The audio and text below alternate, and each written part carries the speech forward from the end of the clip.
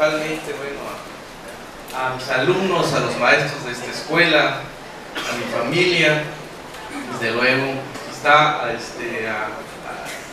presidente de la MEDI, el maestro José Luis Domínguez Castro, que es la Asociación Mexicana de Derecho a la Información, ya lo conocen, al maestro Puerto también, amigo y colega igual de esta casa de estudios. Gracias a esta casa de estudios, principalmente a la coordinadora, la maestra Rosana Fuentes, quien siempre me ha permitido pues hacer estas travesuras académicas que constantemente estamos haciendo, porque esta semana de la comunicación, esta primera etapa, porque es la primera vez que se hace, esa es la oportunidad que tenemos nosotros para escuchar experiencias, porque las personas que nos ponemos aquí tras el micrófono vamos a decir una experiencia.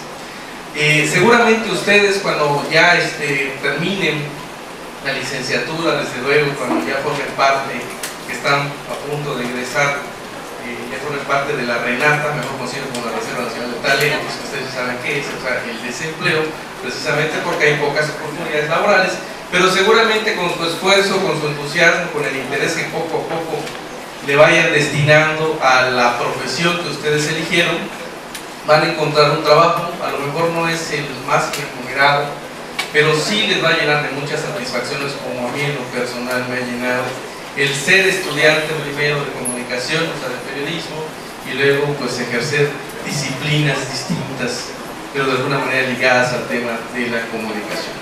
Entonces, precisamente empezamos ya con la primera diapositiva, por favor. La he titulado precisamente Límites y Alcances, y ahorita van a ver por qué, del acceso a la información pública.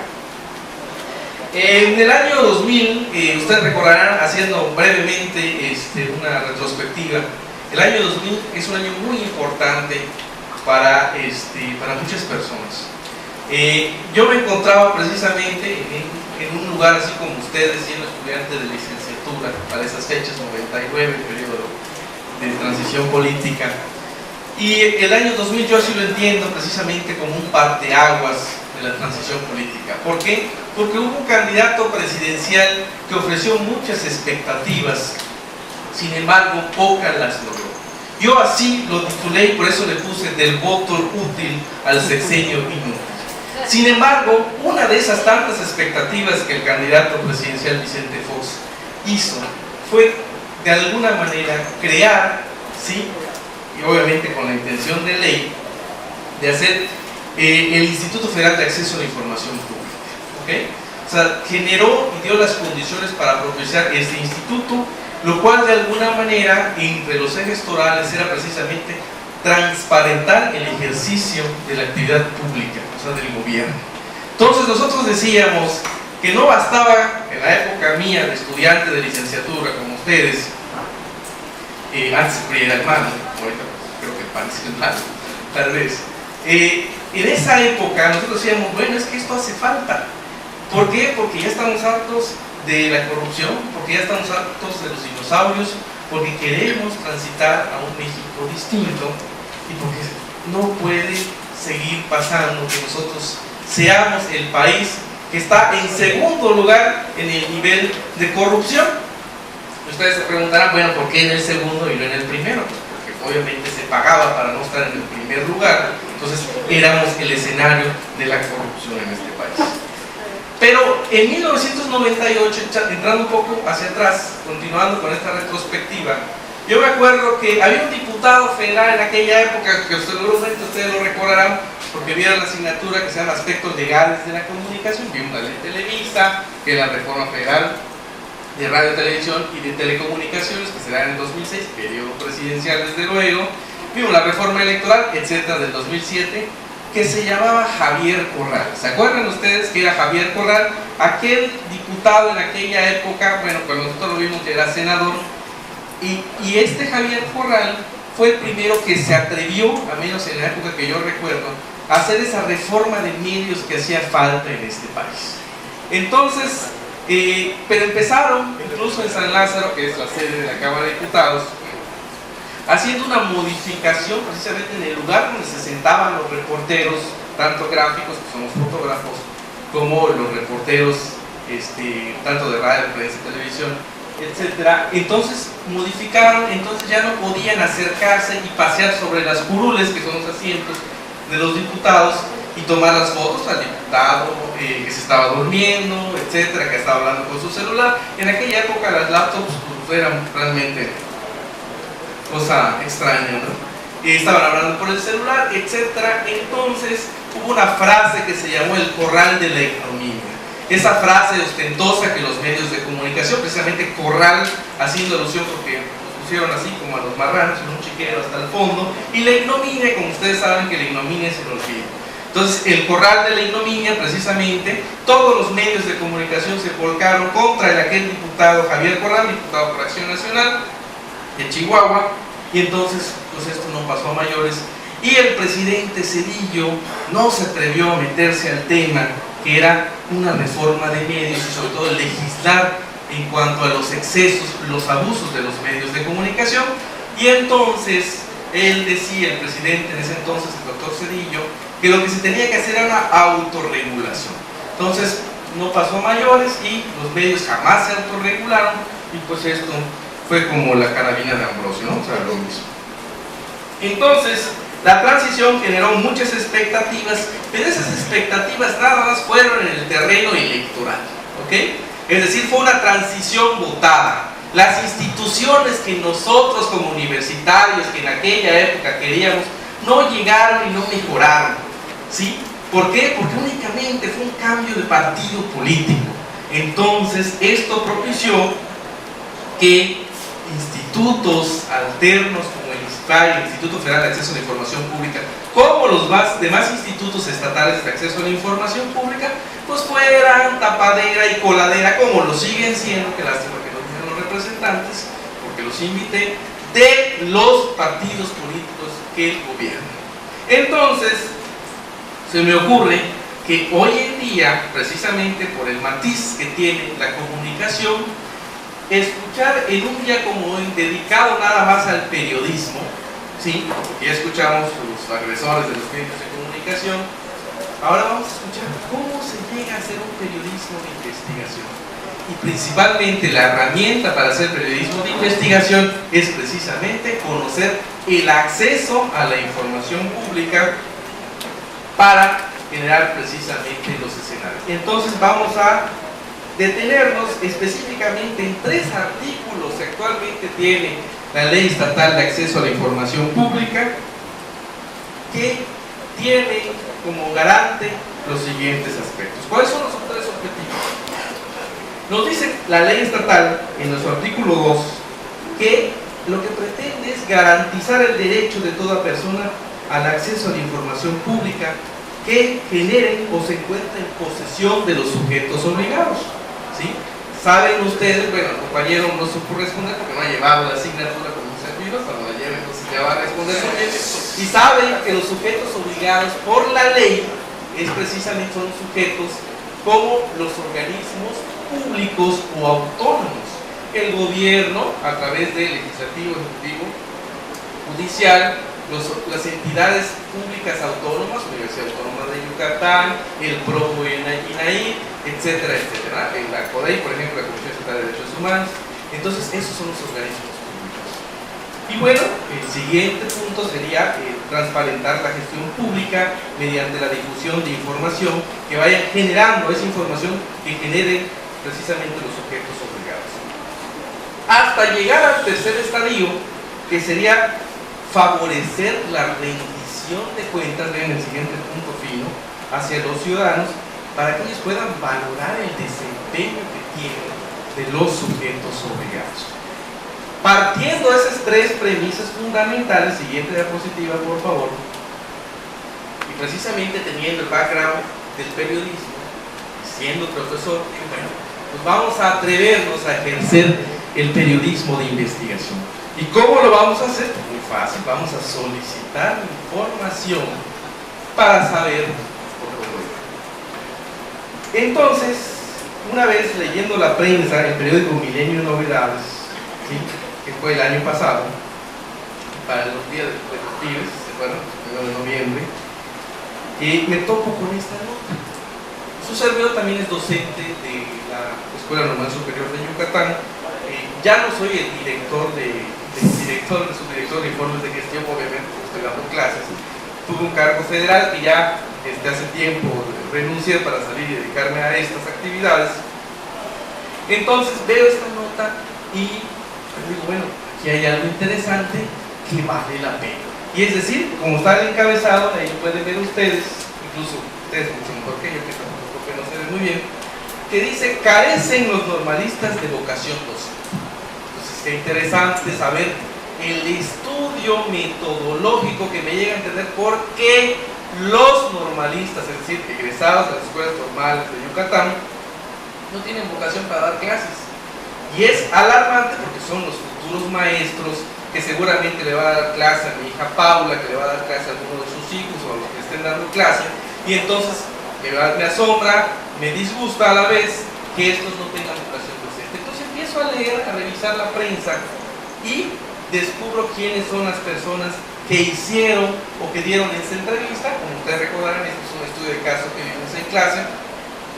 Yo digo, vamos a solicitar la información para saber realmente cuál es el contenido, no mediático, porque esto se ve que es un panfletazo, como decimos en el argot mediático.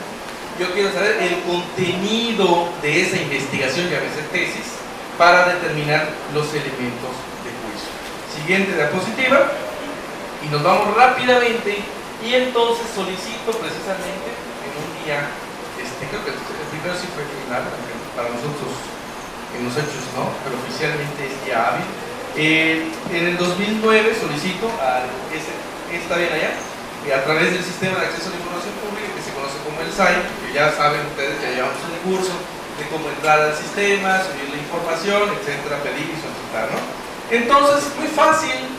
¿Cómo es? Documento, recordarán, que contenga copia de la investigación, y cito nada más la investigación, que aquí se llama identidad profesional de los alumnos de educación normal básica en el estado de Yucatán, precisamente, y aquí están las personas que hicieron la investigación. No tiene caso mencionar, ya nada más un estudio de caso en el cual se hizo, ¿no?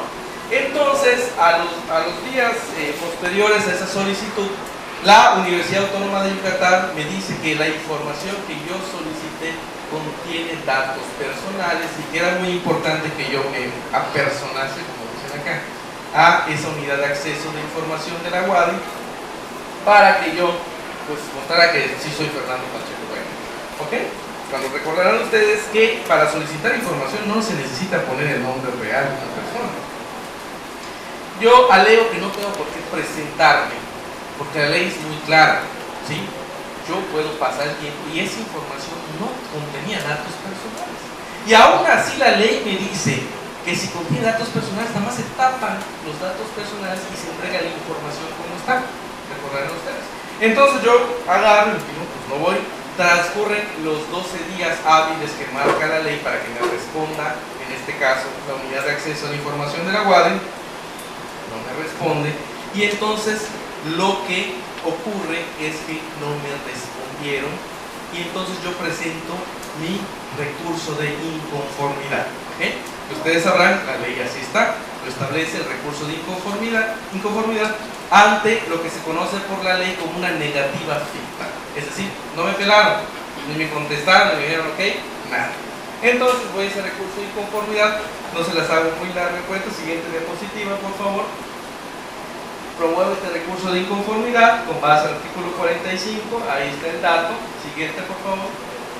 Ok, y nos vamos a un juicio.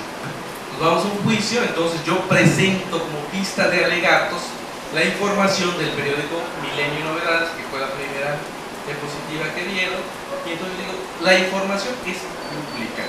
Es decir, ya ha sido publicada por un medio de comunicación y me tienen que responder. Viene el procedimiento, hay como llaman un careo entre el titular de la unidad de acceso a la información, su servidor y funcionarios del INAI, y ante ese careo se demuestra que la información al final de cuentas me da. Sin embargo, yo veo que en esa información tiene una carencia muy importante. ¿Cuál es esa carencia? Que no están los instrumentos de evaluación. Es decir, en toda investigación, ustedes saben que están haciendo sus monografías, sus tesinas, tiene que tener instrumentos de evaluación, es decir, cómo apliqué la metodología. Si a mí no me dan ese cuestionario, entonces yo puedo dudar de la metodología. Yo puedo decir que esto es un invento, no es algo tan obvio, ¿sí? Porque si yo tengo la metodología, yo tengo la pila de instrumentos de evaluación, es decir, las preguntas que se le hicieron en este estudio a estos alumnos de las normales de Yucatán, muy fácil voy y se las vuelvo a aplicar y el resultado debe ser más o menos lo mismo. Entonces, no tenía la información, yo digo, esto está, como dicen, truqueado, esto está a medias, ¿ok? Entonces, ¿a qué vamos llegando? A estas ideas generales. Siguiente diapositiva. ¿Por qué? Gracias. ¿Por qué ocultan la información? ¿Qué pretenden, ¿sí?, hacer en este caso, los titulares de acceso o el titular de acceso a la información pública de la Universidad Autónoma de Yucatán? ¿Por qué no dan información completa? ¿Sí? Pocas personas, pocos funcionarios, ciudadanos, etcétera, ciudadanos de a pie, alumnos de comunicación solicitan la información. ¿Por qué? Porque saben que la información la van a dar a medias. Sin embargo, si no se insiste, no se puede progresar en el siguiente nivel, que es obtener la información completa.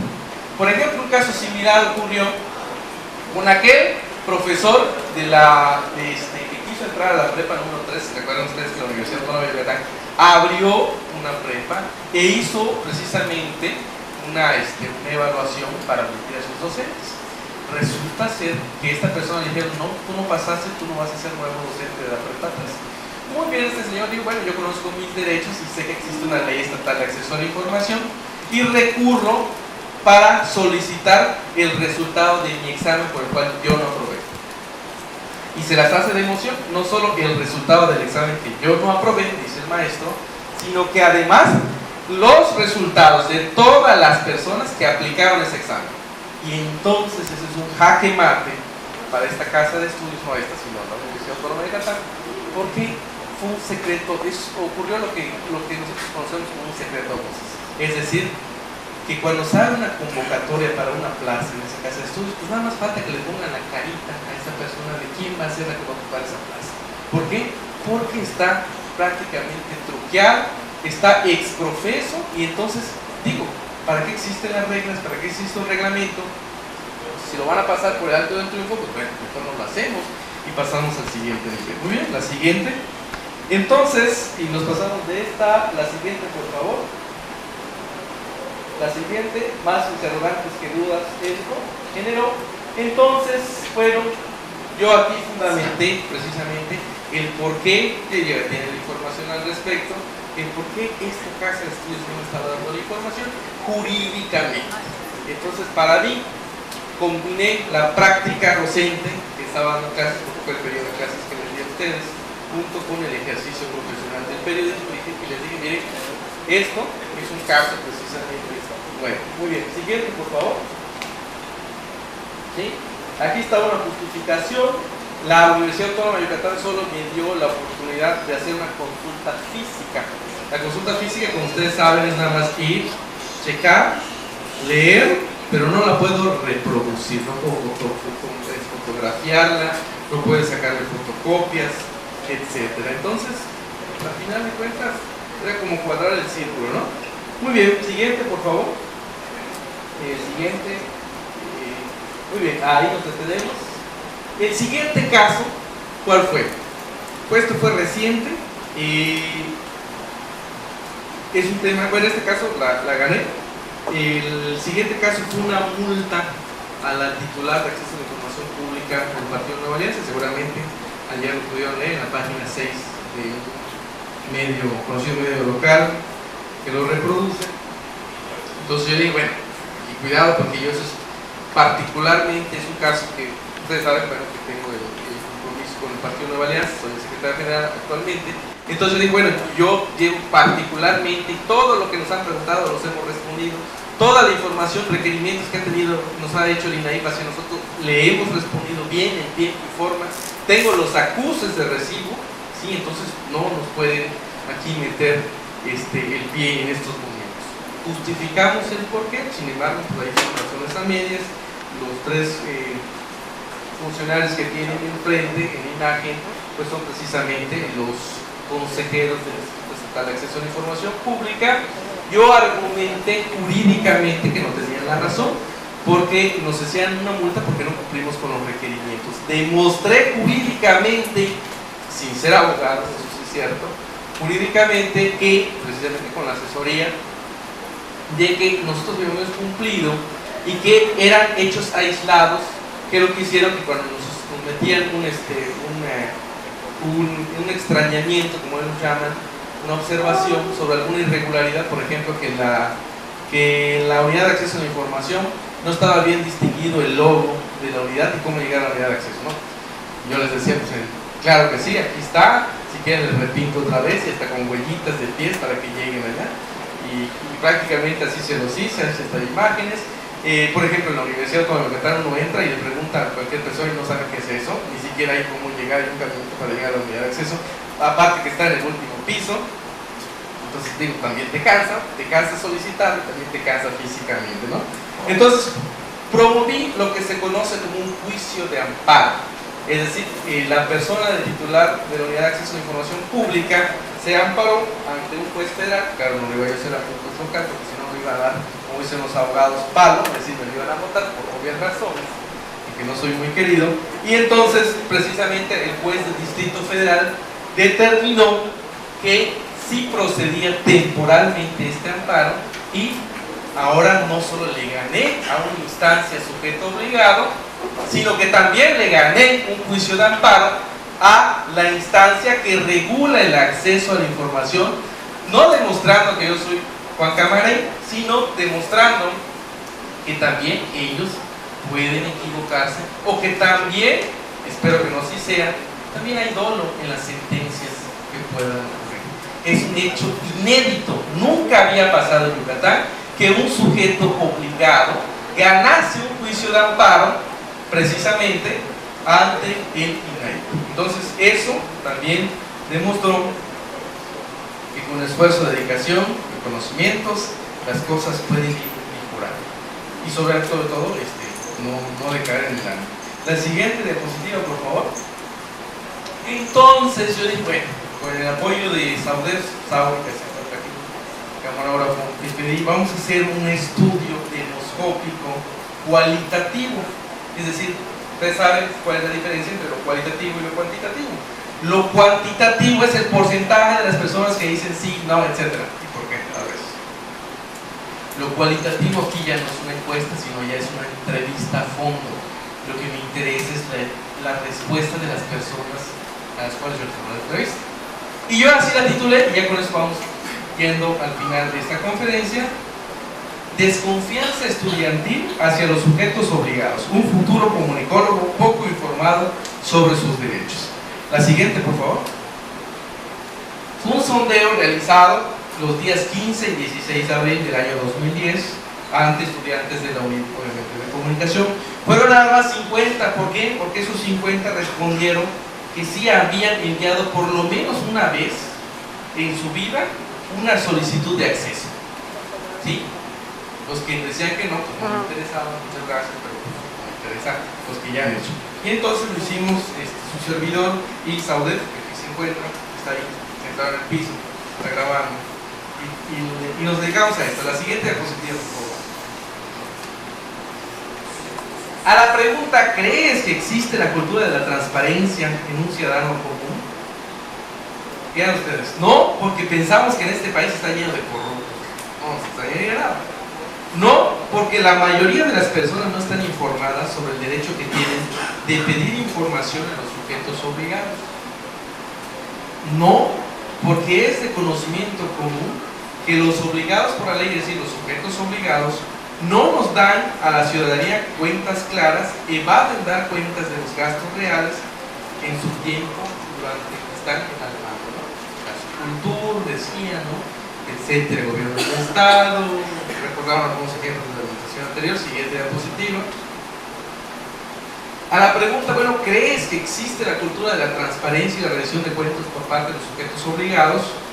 Y aquí decía no, porque los mismos organismos dedicados a la información son los primeros que traen en las planillas el color de la ideología, o sea, identificados con partidos políticos.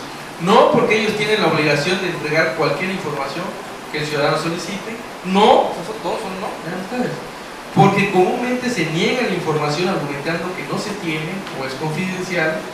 No, porque la mayoría de la gente hace algo de lo que no rinde cuentas, por ejemplo la declaración de bienes. Recuerden ustedes que los funcionarios públicos anualmente tienen que hacer su declaración patrimonial. Y porque existe desconocimiento de los ciudadanos respecto de su derecho a solicitar información y la utilidad de la misma. La siguiente. ¿Crees que la información que nos proporcionan los sujetos obligados es la correcta? Igual, siguen las negativas. No, porque simple y sencillo te dan una información que creen pertinente. Porque reservan la información y la omiten, maquillándola en algunas ocasiones a su conveniencia, como el caso que les puse, ¿no? De la guardia. Simplemente es la que les conviene dar. Nos dan información que ellos consideran dejarán satisfecha a la ciudadanía para que no se les cuestione sobre sus manejos. Me da la impresión, así decían, que existe un temor injustificado de las autoridades obligadas a entregar información pública, ya que consideran que puede ser utilizada en su contra. Panfletazo, ¿no? Sin considerar que es la mejor forma de legitimar, sus acciones. Todavía ven ustedes la última respuesta, no falta una más. Todavía falta transparentar muchas cuestiones por parte de los sujetos obligados. Además, cuando llega una solicitud de información, el mínimo error del ciudadano al momento de hacer la solicitud puede ser motivo de negativa o entregar otra información. Por ejemplo, si el archivo que están solicitando no lleva ese nombre, ¿no? Por decir, copia de la carpeta que contenga la información de la lista de beneficiados del Procampo, no, porque no se llama carpeta, se llama folder. Entonces, hasta por ese tipo de payasadas, los sujetos obligados a fuerzas dicen que no quieren responder, ¿no? Porque cuando llega, por ejemplo, a la unidad de acceso a información pública, cuando llega solicitud de información, yo no espero los 12 días, sino espero que ya se responda inmediatamente tal cual. Una vez pidieron cuánto ganan los que trabajan allá, creo que fue por acá, está un alumno que lo solicitó, fue Carlos Durán, lo solicitó y bueno, como no tiene prerrogativas, así se le respondió, pero de lo más pronto que se pudiera. No esperar los 12 días, porque forma parte de la cultura del acceso a la información, y bueno, que no la esperes hasta el último día para responder. De entrada te demuestra que no hay la intención y la buena voluntad de hacerlo. Siguiente diapositiva y vamos a las ideas generales. Y con esto ya voy a terminar. La percepción que tiene el estudiante de comunicación de la UNIT, esos 50 estudiantes, como ustedes pueden ver, es negativa en cuanto a la cultura del ciudadano común y corriente, ese ciudadano de a pie, y sobre todo de los funcionarios encargados de brindar la información pública. La mayoría de estas personas entrevistadas considera que no tenemos ciudadanos bien informados sobre el derecho a solicitar información hacia los sujetos obligados. La percepción que tienen los entrevistados de los sujetos obligados es que no le rinden cuentas claras a la ciudadanía y que va a brindar los gastos verídicos mientras duran en el encargo. La siguiente diapositiva, y con esa ya termino. De hecho, identifican, ven ustedes, a los 3 consejeros del INAI con alguna ideología partidista, particularmente el caso de la Rosa Paya, que se acuerdan que decía que yo voy a regresar al PAN, que decía precisamente una militancia claramente, y al menos exprofeso, yo digo, la cual pues considera que no debiera ser. Claro, aunque la ley no lo establece, es una laguna jurídica que hay que solventar, y perciben que el sujeto obligado aprovecha el mínimo error, lo que veíamos hace un ratito, del ciudadano solicitante para responderle que no existe la información que busca o de plano se la niega. Es decir, si alguien oculta la información, ¿por qué será? Por el temor precisamente a que el ciudadano común y corriente que la solicite